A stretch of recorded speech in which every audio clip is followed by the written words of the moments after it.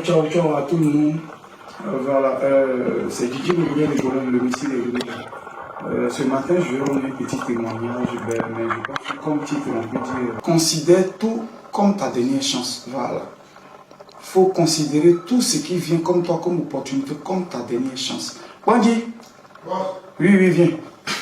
Viens t'asseoir ici. Voilà, je suis en train d'appeler, c'est qu'il est surpris, mais on va parler de quelque chose. Voilà un peu, viens. Lui, il s'appelle Passi Yao Jules. Voilà un peu, c'est mon collaborateur, je travaille avec lui, il est un peu comme le chargé de mission. Voilà, on trace tout et puis bon voilà.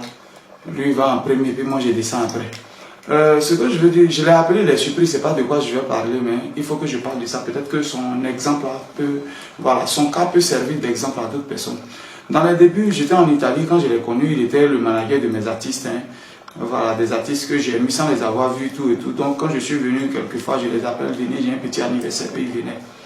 Voilà, ils venaient chanter, tout et tout. Après, ah, voilà, un truc, allez-y, ils sont contents, ils me remercient, ils me bénissent, tout et tout. Et quand j'ai commencé mes tournées, quand je viens à Yamoussoukro, je l'appelle à l'autre, tu es au Kwengi. Il répond, il fait, ah, je suis là, c'est comme on trouve une résidence là-bas, comment il trouve la résidence, tranquillement, je viens avant de partir, voilà 5 000, voilà 10 000. Voilà 5 000, voilà 10 000.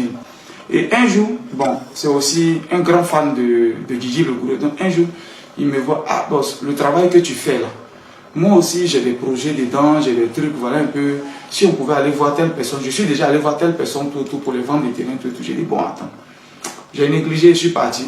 Une autre fois, il a insisté, la troisième fois on s'est levé et on est parti. Et c'était à Ngbeko, non, Lobakro.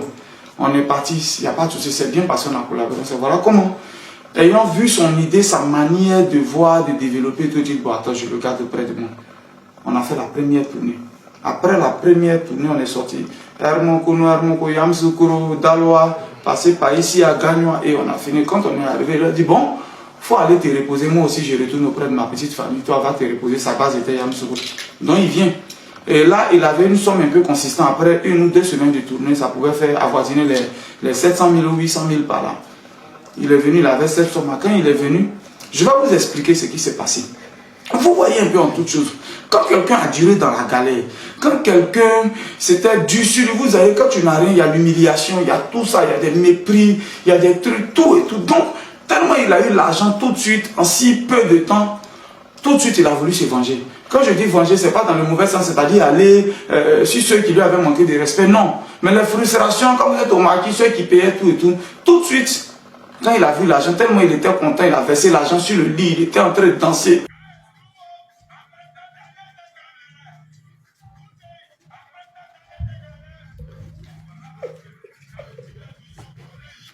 Tellement il était content.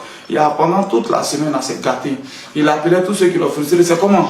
Allons, il s'asseye au maquis, il paye. Oh, quand il finit 10 000 chacun pour payer leur transport. Comment il va au maquis chez JC, il va ici. Il tue lui-même. C'est-à-dire, il voulait tellement essuyer ses larmes. Oh, c'était le premier agent. C'était le premier agent de souffrance. On ne joue pas avec. On ne joue pas avec le premier agent. Je dis toujours que tout ce qui vient à toi, considère ça comme ta dernière chance. Dis-toi que c'est le dernier train de la réussite qui est en train de partir. C'est même pas sûr qu'il y ait un prochain. Je ne suis pas en train de jurer qu'il ne va pas avoir un prochain. Il dit, mais ce n'est pas sûr qu'il y ait un prochain. Alors, si tu considères ce que tu as actuellement, l'opportunité que tu as actuellement, comme ta dernière chance, tu vas donner toute ta force, tu vas donner toute ton énergie, et Dieu va voir, il va mettre la baraka dedans, et tu vas réussir. Mais tout de suite, il a voulu tout de suite essuyer ses larmes. C'est amusé, c'est amusé. Au bout d'une semaine, l'argent a maigri, l'argent est fini. Près de 700, 800 000 qu'il avait, c'est fini. Aucun projet, pendant que même avec 300, 400 000, 500 000, on peut avoir un projet qui puisse être rentable. Il n'a pas pensé à ça. Tout de suite, celui qui avait duré dans la souffrance. Tout de suite. Moi, je ne savais pas, j'étais à Hermonko.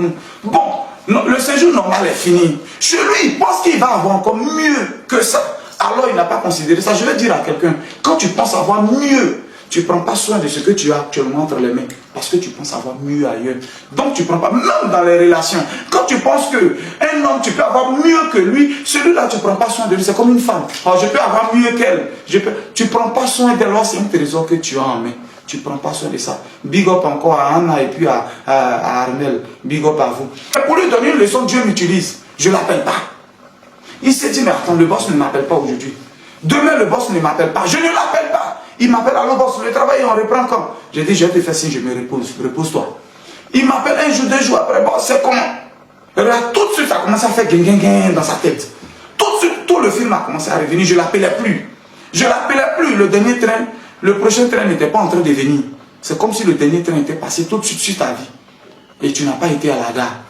Là, c'est maintenant il fléchit chez nous, en train de prier, en train de dire, hey, c'est les mêmes choses qui reviennent encore. Tout de suite, il a commencé à fléchir chez nous. Il a commencé. Même sa chérie n'était pas au courant. Elle ne savait pas combien il avait. Du coup, vu peut-être sa manière de faire, vu tout de suite sa repentance, Dieu veut lui donner une seconde chance. Mais il a bipé. On appelle ça un bip. Dieu l'a bipé. Et moi, je l'appelle, alors tu es où? Est-ce que tu peux venir demain? Il dit, bon, je suis déjà à Hermokono. C'est-à-dire, lui, il est déjà arrivé à Hermokono, il a pris l'hôtel, il est là. Il est là, il est venu à Hermokono, il a pris l'hôtel, il est dans mon hôtel, là-bas, il est couché, il est là. Il attend que je l'appelle. Il ne voulait plus être à Yamoussoukro, il ne voulait plus être loin. Je vais dire à quelqu'un tout de suite. Et c'est de là qu'aujourd'hui, ça lui a servi de leçon. Aujourd'hui, je n'ai pas envie de frustrer tous mes autres travailleurs, ils sont beaucoup ceux qui sont autour de moi. Mais j'ai envie de dire, ça fait à peine 8 mois, 6 à 8 mois qu'il est avec moi. Mais je pense que, pas pour frustrer les autres, mais aujourd'hui, le numéro 2 après moi. En matière d'investissement, en matière de quelqu'un qui bouge, quelqu'un qui essaie de réaliser. Voilà. C'est qui là, on ne va pas citer ici, mais en si peu de temps, il a commencé à s'asseoir. Il a commencé à me dire chaque jour. Voilà. À cause de toi, mes parents sont fiers de moi. Je vais dire à quelqu'un, big up à Savela, le banquier, qui disait, si tu marches avec Didi, que tu ne réussis pas, c'est que toi-même, tu n'as pas bien dit au revoir à tes parents. Savela, big up à toi, il a toujours dit ça. Je vais dire à quelqu'un que saisissons toutes les opportunités qui viennent, même qu'elles soient mises. Considère ça comme ta dernière chance. Tu vas donner toute ton énergie. Je vais parler à un gourou. Ne pense pas que voilà, tu vas avoir mieux ailleurs et tu négliges ce qui est là. Prends ça au sérieux. C'était Guigui, le gourou de Boulogne. Ciao, ciao, ciao, ciao, ciao.